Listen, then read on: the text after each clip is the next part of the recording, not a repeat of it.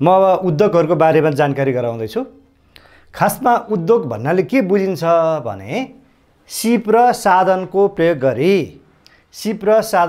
गरी सानो तथा ठुलो परिमाणमा वस्तु तथा सेवा उत्पादन गर्ने क्षेत्रलाई के भनिन्छ? उद्योग भनिन्छ है।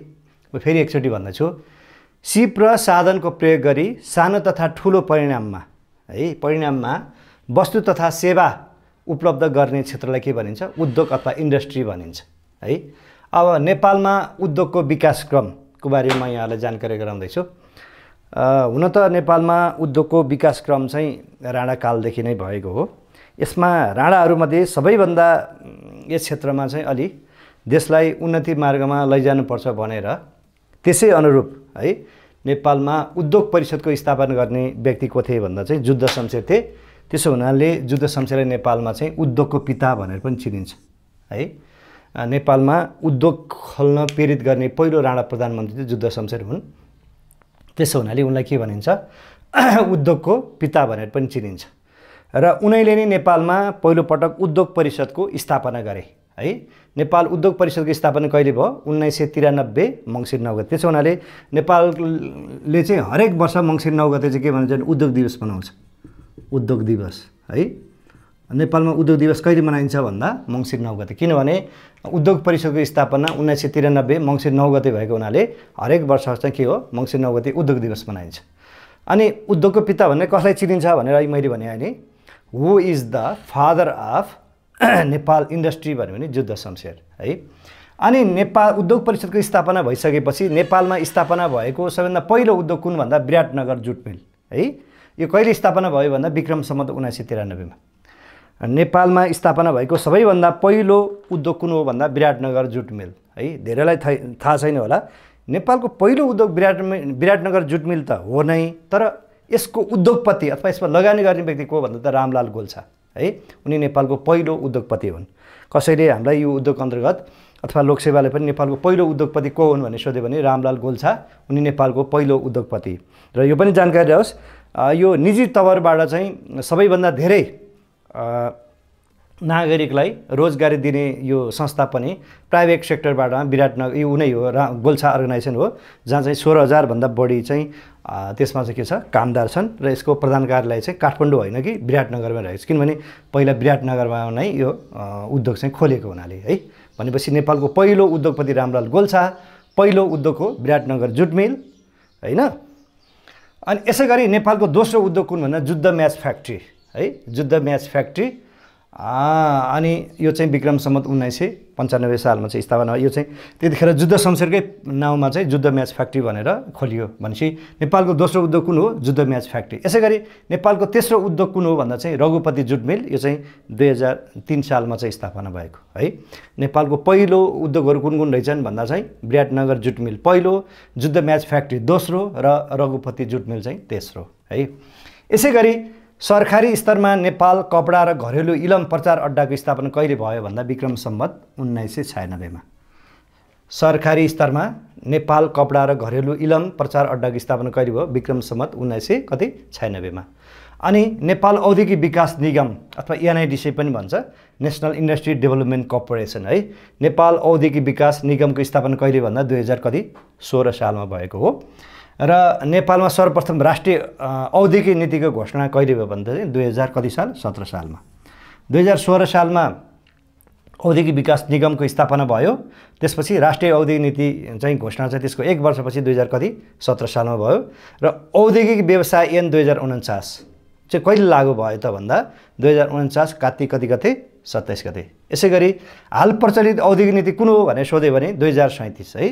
2067 हाल प्रचलित औद्योगिक नीति कुन हो भन्दा औद्योगिक नीति 2067 र यो चाहिँ 2067 साल जेठ 2 गतेबाट चाहिँ के हो? कार्यान्वयनमा अथवा लागू भएको। यस्तै रुग्ण उद्योग सम्बन्धी नीति तथा कार्यक्रम कार्यान्वयन कुन आर्थिक वर्षबाट हुन थालेको भन्दा आर्थिक वर्ष 2058-59 देखि। र नेपालमा उद्योगले जीडीपीमा कति योगदान रहेको छ भन्दा चाहिँ यो टेन्टेटिभली भनौँ न सामान्यतया 5-6%, कसैले भन्छ 8% पनि हो। तैपनि आर्थिक सर्वेक्षण 2075-76 अनुसार चाहिँ यो जीडीपीमा यो उद्योगले चाहिँ कति योगदान गरेको छ भन्दा 5.6% चाहिँ योगदान गरेको देखिन्छ। उत्पादन प्रकृति तथा सेवाको आधारमा उद्योगको वर्गीकरण है। उत्पादन प्रकृति तथा सेवाको आधारमा उद्योगको वर्गीकरण गर्दाखेरि तपाईको औद्योगिक नीति 2067 अनुसार चाहिँ तपाईको यो 9 वटा उद्योग पर्छन्। उत्पादन तथा प्रकृति तथा सेवाको आधारमा चाहिँ कतिवटा उद्योग छन् नेपालमा भन्दा 9 वटा उद्योग छ है। एकमा छ के हो उत्पादनमूलक उद्योग 1 भयो, अर्को निकासीमूलक उद्योग 2 भयो। यो निकासीमूलक भन्नाले तपाईको 51% भन्दा बढी विदेश निर्यात गर्ने उद्योग छ भने त्यसलाई निकासीमूलक उद्योग भन्छ। कम्तीमा पनि उसले जति प्रडक्ट गरेको छ 50% भन्दा बढी हैन विदेश निर्यात गर्छ भने त्यसलाई के भन्छ निकासीमूलक उद्योग भनिन्छ।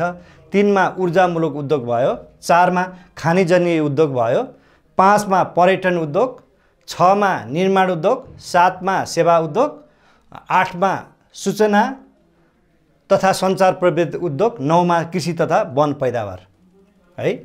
वन पैदावारमा आधारित उद्योग गरेर नेपालमा चाहिँ औद्योगिक नीति 2067 अनुसार चाहिँ तपाईको उत्पादन प्रकृति तथा सेवाको आधारमा चाहिँ 9 वटा उद्योग नेपालको उद्योगलाई 9 वटा उद्योगमा वर्गीकरण गर्न सकिन्छ। यसैगरी तपाईको लगानी तथा प्रकृतिको आधारमा यो चाहिँ उत्पादनको आधारमा भयो, उत्पादन तथा सेवाको आधारमा। अब लगानी तथा प्रकृतिको आधारमा उद्योगको वर्गीकरण औद्योगिक नीति 2067 अनुसार चाहिँ यसरी गरेको छ। लगानी तथा प्रकृतिको आधारमा नेपालको उद्योगहरूलाई 5 प्रकारको उद्योगमा के गरेको छ वर्गीकरण गरेको छ। अब त्यो के हुन् भन्दा 1 मा लघु उद्यम। लघु उद्यम भन्नाले के बुझिन्छ भन्दा घर जग्गा बाहेक है, सुन्नुहोस् है, घर जग्गा बाहेक बढीमा 2 लाखसम्मको स्थिर पुँजी वार्षिक कारोबार 20 लाख रुपियाँ भन्दा कम र इन्जिन शक्ति क्षमता 10 किलोवाट भन्दा कम भएको जति उद्योग छ ती उद्योगलाई के भनिन्छ भन्दा लघु उद्यम भनिन्छ है। लघु भनेको के रहेछ सानो भनेको घर जग्गा बाहेक बढीमा 2 लाखसम्मको स्थिर पुँजी वार्षिक कारोबार उसको 20 लाखसम्म रुपियाँ भन्दा कम इन्जिन शक्ति क्षमता 10 किलोवाट भन्दा कम भएको जुन उद्योग छ त्यसलाई के भन्छ लघु उद्यम। यसैगरी दोस्रो उद्योग छ परम्परागत तथा अन्य घरेलु उद्योग है। परम्परागत तथा अन्य घरेलु उद्योग भन्नाले इन्जिन शक्ति क्षमता 10 किलोवाटसम्म भएको उद्योगलाई के भनिन्छ परम्परागत तथा अन्य घरेलु उद्योग भनिन्छ। यसैगरी अब साना उद्योग भन्नाले 5 करोडसम्म स्थिर जेथा भएको औद्योगिक व्यवसायलाई के भनिन्छ साना उद्योग भनिन्छ। 5 करोडसम्म स्थिर जेथा भएको औद्योगिक व्यवसायलाई के भन्छ साना उद्योग भनिन्छ। यसैगरी अब मझौला उद्योग है। 4 मा मझौला उद्योग भनेको 5 करोडभन्दा बढी 15 करोडसम्म, घटीमा 5 करोड बढीमा 15 करोडसम्म स्थिर जेथा भएको औद्योगिक व्यवसायलाई के भनिन्छ मझौला उद्योग भनिन्छ। अब आयो अन्तिम ठुला उद्योग। ठुला उद्योग भन्नाले 15 करोड रुपियाँ भन्दा बढी स्थिर जेथा भएको जुन औद्योगिक व्यवसाय छ त्यसलाई के भनिन्छ भन्दा चाहिँ ठुला उद्योग भनिन्छ। भनेको मतलब यो उत्पादन प्रकृति तथा सेवाको आधारमा चाहिँ 9 वटा उद्योगमा विभाजन गरेको छ। नेपालको उद्योगलाई 9 वटामा हैन, तर यो लगानी तथा प्रकृतिको आधारमा चाहिँ नेपालको उद्योगलाई कति 5 वटा उद्योगमा के गरेको छ वर्गीकरण गरिएको छ। अहिले हामीले नेपालको उद्योगको बारेमा कुरा उठान गरेका थियौँ। अब नेपालका औद्योगिक क्षेत्रहरू कतिवटा छन् त्यसको बारेमा यहाँहरूलाई म सक्दो जानकारी दिने कोसिस गर्छु है। हाल नेपालमा औद्योगिक क्षेत्रहरू कतिवटा रहेका छन् भन्दा 11 वटा रहेका छन् है। 11 वटा रहेका छन्। ती के हुन् भनेर भन्नुपर्दा क्रमशः तपाईको सूत्र हो बाए पादाने पो बुभ विधरा भनिन्छ है। बा भनेको हो बालाजु औद्योगिक क्षेत्र है। भनेको नेपालको सबभन्दा पहिलो औद्योगिक क्षेत्र कुन रहेछ बालाजु औद्योगिक क्षेत्र। अनि कुन जिल्लामा अवस्थित छ काठमाडौँमा। कहिले स्थापना भयो 2016 साल अथवा सन् 1960 मा। कुन देशको सहयोगमा संयुक्त राज्य अमेरिकामा। अनि कति क्षेत्रफल रोपनीमा फैलिएको छ 550। यसैगरी दोस्रो औद्योगिक क्षेत्र हो हेटौडा औद्योगिक क्षेत्र। यो मकवानपुर जिल्लामा रहेको छ। 2020 सालमा स्थापना भएको अथवा 1963 मा। यो पनि संयुक्त राज्य अमेरिकाको सहयोगार्थ र चाहिँ 2829 भनेको सबैभन्दा धेरै क्षेत्रफल भएको ठुलो औद्योगिक क्षेत्र कुन रहेछ भन्दा हेटौडा औद्योगिक क्षेत्र रहेछ है। यसैगरी तेस्रो औद्योगिक क्षेत्र हो पाटन औद्योगिक क्षेत्र। कहाँ पर्छ ललितपुरमा। कहिले स्थापना भयो 2020 सालमा भनेको सन् कहिले 1963 मा हैन। अनि कुन देशको सरकारले भन्दा चाहिँ यो चाहिँ भारतको सहयोगमा है। यो चाहिँ कति क्षेत्रफलमा फैलिएको छ रोपनीमा भन्दा 293 मा। यसैगरी चौथो औद्योगिक क्षेत्र हो धरान औद्योगिक क्षेत्र हैन। कुन जिल्लामा अवस्थित छ? सुनसरी। कहिले स्थापना भयो? 2029 मा अथवा 1973 मा। कुन देशको सहयोग? भारत। अनि कति क्षेत्रफलमा फैलिएको छ रोपनीमा? 233। यसैगरी 5औं औद्योगिक क्षेत्र हो नेपालगञ्ज औद्योगिक क्षेत्र। कुन जिल्ला पर्छ? बाँके। कहिले स्थापना भयो? 2030 मा अथवा 1974 मा। अनि कुन देशको सहयोगमा? भारत सरकार। अनि क्षेत्रफलको कति छ? 202 रोपनी है। अब 6औं औद्योगिक क्षेत्र हो पोखरा औद्योगिक क्षेत्र। कास्की जिल्ला पर्छ। 2031 सालमा स्थापना भएको अथवा 1975 मा नेपाल सरकारको सहयोगमा र 501 रोपनी क्षेत्रफलमा फैलिएको छ। अनि नेपालको 7औं औद्योगिक क्षेत्र हो बुटोल औद्योगिक क्षेत्र। कुन जिल्लामा पर्छ? रूपन्देहीमा। कहिले स्थापना भयो? 2032 अथवा 1976 मा। कुन देशको सरकार? नेपाल सरकारको सहयोगार्थ। कति क्षेत्रफलमा? 434 है। भनेपछि अब 7औं औद्योगिक क्षेत्र हो बुटोल औद्योगिक क्षेत्र। कुन जिल्लामा पर्छ? रूपन्देहीमा। कहिले स्थापना भयो? 2032 अथवा 1976 मा। अनि कुन देश सरकार? नेपाल सरकार। कतिमा? 434 मा है। 434 मा फैलिएको छ बुटोल औद्योगिक क्षेत्र रोपनीमा। पोखरा चाहिँ 501 मा है। 8औं औद्योगिक क्षेत्र हो भक्तपुर औद्योगिक क्षेत्र। भक्तपुर जिल्लामा पर्छ। स्थापना 2035 अथवा 1977 मा। कुन देशको सहयोगार्थ भनेको? जर्मनको सहयोगमा। कति क्षेत्रमा फैलिएको छ भन्दा 71 रोपनी क्षेत्रफलमा फैलिएको छ। यसैगरी 9औं औद्योगिक क्षेत्र हो वीरेन्द्रनगर औद्योगिक क्षेत्र। यो सुर्खेत जिल्लामा पर्छ। 2038 सालमा स्थापना भएको अथवा 1981 मा नेदरल्यान्ड सरकारको सहयोगार्थ र 90 रोपनी क्षेत्रफलमा फैलिएको छ। यसैगरी दोस्रो 10औं औद्योगिक क्षेत्र हो धनकुटा औद्योगिक क्षेत्र। तर हाल यो चाहिँ बन्द रहेको छ। धनकुटा जिल्लामा अवस्थित। कहिले भन्दा 2041 सालमा सन् अथवा 1985 मा नेपाल सरकारद्वारा निर्मित यो औद्योगिक क्षेत्र 294 के छ रोपनी क्षेत्रफलमा फैलिएको छ। र नेपालको सबभन्दा कान्छो त अन्तिम चाहिँ गजेन्द्रनाथ औद्योगिक क्षेत्र। यसलाई चाहिँ तपाईँको राजविराज औद्योगिक क्षेत्रको नामले पनि चिनिन्छ। र कुन जिल्लामा पर्छ? सप्तरीमा। कहिले स्थापना भयो? 2004 सालमा। र अङ्ग्रेजी तारिक भन्दा 1986 मा। कुन देशको सहयोगार्थ भने? भारतको सहयोगार्थ।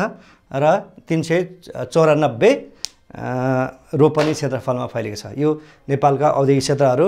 सूत्र के हो? बा ए पादाने पो बुब बिधरा। बा भनेको यो बालजु औद्योगिक क्षेत्र। हे भनेको हेटौडा औद्योगिक क्षेत्र। पा भनेको पाटन औद्योगिक क्षेत्र। ध भनेको धरान औद्योगिक क्षेत्र। ने भनेको नेपालगञ्ज औद्योगिक क्षेत्र। पो भनेको पोखरा औद्योगिक क्षेत्र। बु भनेको के रहेछ? बुटोल औद्योगिक क्षेत्र। अनि भ भनेको भक्तपुर औद्योगिक क्षेत्र।